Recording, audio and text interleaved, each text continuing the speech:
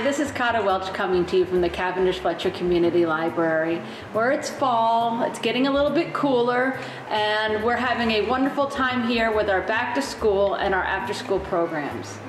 Today I want to talk to you about a genre of fiction that right now is more prevalent in teen writing, but has been around for as long as there's been time, and that is post-apocalyptic, or it's the end of the world as we know it.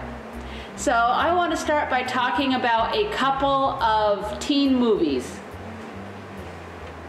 And these are two teen movies that have they've gone mainstream, and they have been written to appeal to pretty much everybody.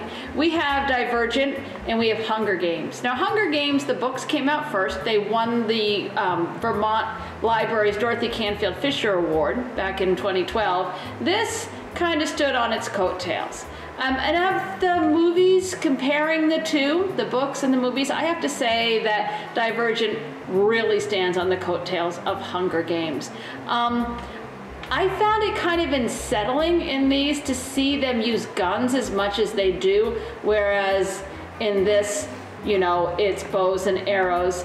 Of the two series, if you had to pick one, watch The Hunger Games, skip Divergent. I mean, it was so bad that they didn't even release the last movie in the theaters. So, yeah. So I have been saying that post-apocalyptic work has been around for as long as there have been people. I was remarking that people have been thinking the world's going to end in one form or another for forever. So if you think this genre started with the Hunger Games, you are mistaken.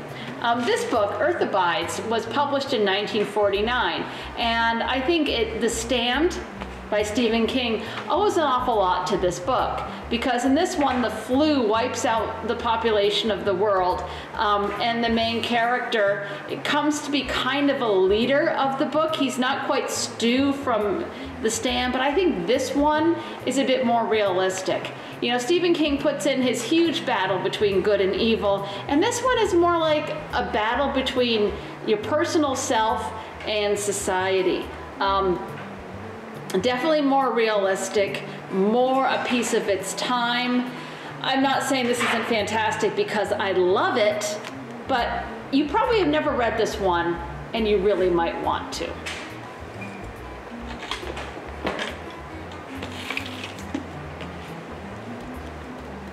Another couple of post-apocalyptic works for adults are we have The Dog Stars and the first volume of Stephen King's magnus opus, The Dark Tower.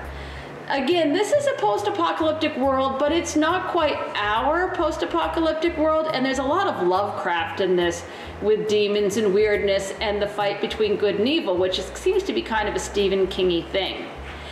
This one is more like The Steward. It's more realistic.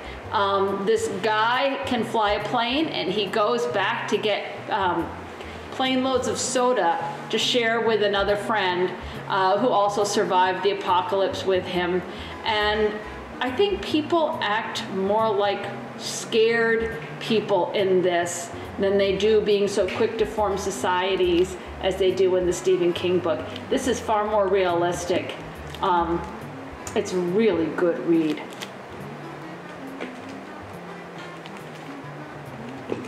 Now, it's really interesting to see how young adult writers take on post-apocalyptic. And the cool, or maybe not so cool thing is the answer to their problem seems to be mostly love. What I mean is, in the books Delirium and Matched, they live in societies where love has been kind of outlawed or controlled, where delirium, being in love, is actually a disease and you get vaccinated for it to make it go away. In Matched, you have this society where you are paired with somebody that you're gonna love whether you like it or not. It's all arranged marriages. And in both of these series, we have the love overcoming or trying to overcome everything. I think it's kind of cool as a message for teenagers that society can be very restricted and controlling, but you can overcome it if you want to overcome it. So again, some cool books. And here are two other post-apocalyptic series. This one, The One, is kind of like a cross between The Bachelor and Hunger Games, where these girls come together to compete for the love of the prince in a very restricted society. This is the second book in the testing. The first one is out. And this one is more like Hunger Games, where again you've got the plucky girl who gets a chance to go to college or upper grade school, it doesn't really explain which, and she has to complete all these tests to do it. I felt like when I read this trilogy that they really left the door open for more in the series, but as far as I know, they haven't done that. Now, a lot of times adult patrons don't want to read young adult. I don't know why. I will tell you the big difference between young adult and adult. You listening? Besides the price, you listening? The big difference is there are fewer subplots in young adult. They are written in a much tighter format.